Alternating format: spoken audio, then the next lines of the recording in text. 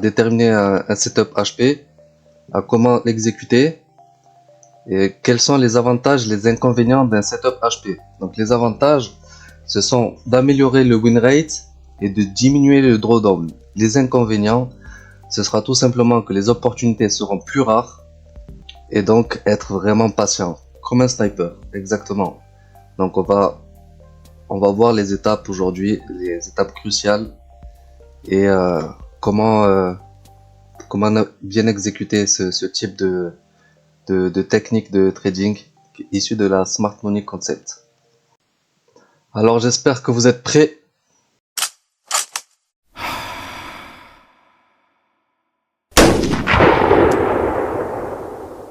Les 5 conditions nécessaires à l'exécution d'un setup HP. Et je vais vous les énumérer maintenant. Alors, la première, ce sera de déterminer clairement la structure. D'accord? Savoir dans quelle structure on est, qu'il n'y ait pas d'ambiguïté et que la structure soit clairement identifiable. Il faudra que l'on soit dans le bon sens de la continuation. D'accord? Que l'on détermine le biais et la structure clairement, très clairement. La deuxième condition, ce sera d'être dans le POI qui a délivré le mouvement impulsif, d'accord? Donc, dans le cas d'une continuation haussière, on aurait du coup un mouvement impulsif, le retracement, le retour dans le POI, hop, voilà, dans le POI qui a délivré le mouvement impulsif. Troisième condition, avoir fait une analyse multi-time frame, d'accord? Il faut que toutes les time frames soient en concordance pour que l'analyse soit correcte, d'accord? Il faut avoir les hot time frame qui se superposent bien au lower time frame pour que l'analyse prenne sens et que l'on puisse trouver une confirmation de notre sens et de notre biais pour bien exécuter notre trade, d'accord? Donc troisième condition, avoir fait une analyse multi-time frame. Quatrième condition, la présence de fortes liquidités dans le sens de notre biais, d'accord? Dans le cas d'un long, ici à l'intérieur du POI, il faut que derrière sur l'accumulation, il y ait toujours les liquidités au nord, d'accord? Qu'il n'y ait pas de liquidité, il faut pas que les liquidités soient prises et qu'elles soient toujours présentes. D'accord? Donc si on veut placer un long, parce que le prix est attiré du coup par les liquidités, donc il faut que les liquidités restent présentes au nord. Cinquième étape, la qualité de la manipulation, d'accord? Dans le cas d'une AQ, il faudra bien attendre de voir ici la liquidation, le spring et enfin une cassure de structure. Alors, pour la cassure de structure, il faut que la cassure elle soit nette, que ce soit pas une petite cassure timide, parce que là on prend le risque de voir des plus bas. Nous, on a besoin d'une cassure qui soit franche. Voilà. Et après, se repositionner à l'intérieur où la cassure a eu lieu pour ensuite exécuter un setup HP. Je vais maintenant passer sur les graphiques afin de vous montrer quelques exemples et comment exécuter un setup HP. Ok, alors on va voir maintenant les 5 étapes en pratique. Donc on va commencer par l'étape numéro 1, déterminer la structure très clairement. Donc là on est sur une structure bullish. On a eu la cassure de ce high et du coup on va chercher une position longue. Deuxième étape, être dans le POI qui a délivré le mouvement impulsif. Donc ici, on a le mouvement impulsif et le POI se trouve ici. D'accord.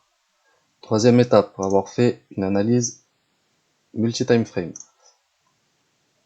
Alors d'abord, on va attendre l'entrée dans le POI.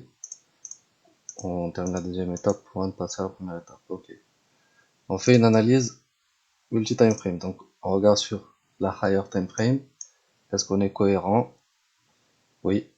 Donc là, on a la cassure de ce high. On passe haussier après avoir cassé le high précédent.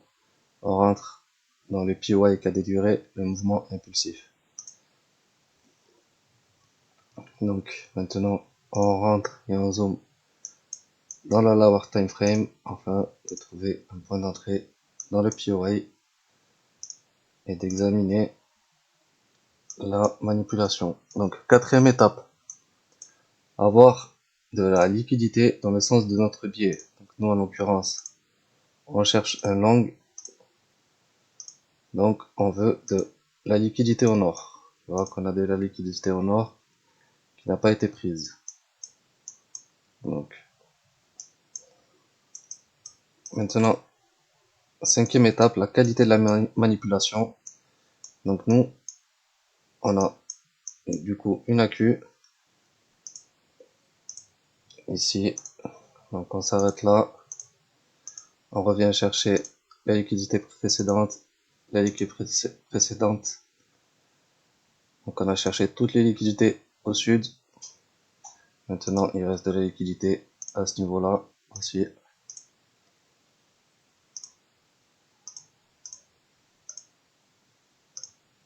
Et on a récupéré du coup les liquidités qui étaient au sud. Donc maintenant on cherche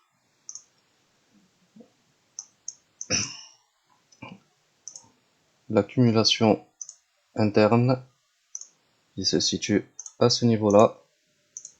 On a eu un break of structure à ce niveau-là. Le break of structure est plutôt franc, comme on peut le voir.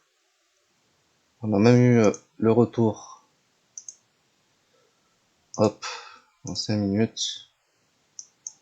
Du coup, on a eu le retour par cette mèche qui est revenue, tac, retracé à, tac, au 0,38,2. Donc, on a close cette accumulation. Maintenant, on peut commencer à chercher à rentrer. Hop. Et on se positionne du coup en dessous de la dernière prise de liquidité. Et on va chercher les liquidités supérieures. Voilà un setup HP. On a le BOS bien marqué. On a clairement identifié la structure. On a une belle manipulation ici. On est à l'intérieur du POI qui a délivré le mouvement impulsif ici. Et maintenant, on cherche à trader la continuation. Voilà, donc la liquidité plus haute, elle se trouve ici. Et là, l'intérêt, c'est de vous montrer un setup HP.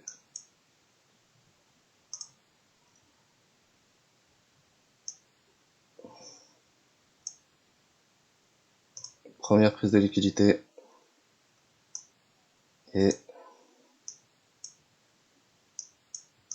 deuxième prise de liquidité.